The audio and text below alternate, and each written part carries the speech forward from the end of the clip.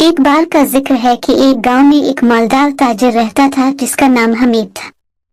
वो बहुत दौलतमंद था लेकिन गुरूर और खुद पसंदी में मुब्तला था।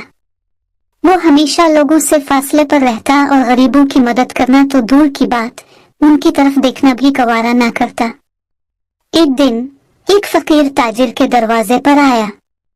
फकीर बूढ़ा था और उसके कपड़े फटे हुए थे। उसने हमीद से आजिज़ी से कहा, अल्लाह के नाम पर मुझे कुछ खाना दे दो, मैं भूखा हूँ। हमीद ने फकीर को हिकारत से देखा और कहा, जाओ यहाँ से, मेरे पास तुम्हारे लिए कुछ नहीं है, और दरवाजा बंद कर दिया। फकीर ने दिल से दुआ की, अल्लाह इस शख्स को सिखा के गुरूर और खुद पसंदी इंसान को कहीं नहीं ले जाते, उसे आजिज़ी का सबक दे। कुछ दिन बाद हमीद की तिजारत में नुकसान होने लगा। इसके गोदाम में आग लग गई और उसकी सारी दौलत जलकर राख हो गई। वो सख्त परेशानी में मुब्तला हो गया और लोगों से मदद मांगने लगा, लेकिन जिन लोगों को वो कभी हकीर समझता था उन्होंने भी इसकी मदद ना की।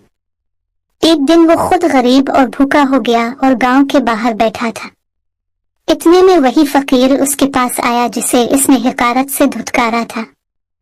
फकीर ने हमीद को पहचान लिया और कहा, देखो ये दुनिया आर्जी है, दौलत भी आर्जी है और गुर्बत भी। इंसान को हमेशा आजिज़ी इख्तियार करनी चाहिए। हमीद ने अपनी गलती का एतराफ किया और रोते हुए कहा, मैंने गुरूर किया और तुम्हें हकीर समझा, अल्लाह से मुआफी मांगता हूँ। फकीर ने मुस्कुराते हुए कहा, अल्लाह बड़ा मुआफ करने वाला है, सच्चे दिल से तौबा करो और आइंदा लोगों की मदद करो। हमीद ने फकीर की बातों से सबक सीखा और अल्लाह से मुआफी मांगने लगा।